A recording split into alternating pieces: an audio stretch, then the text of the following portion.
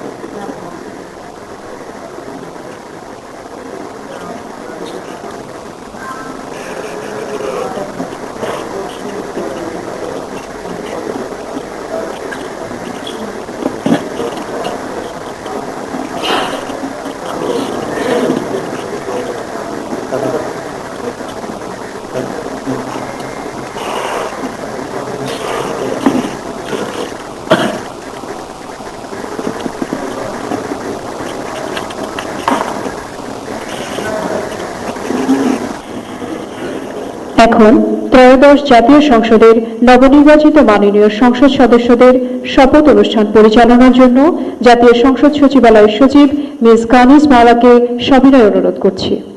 আমাদের মাননীয় জামায়াতের আমির স্যারের কাছে আমি অনুমতি নিয়েছি। ওনারা দুটো শপথ বাক্য পাঠ করবেন বলে জানিয়েছেন।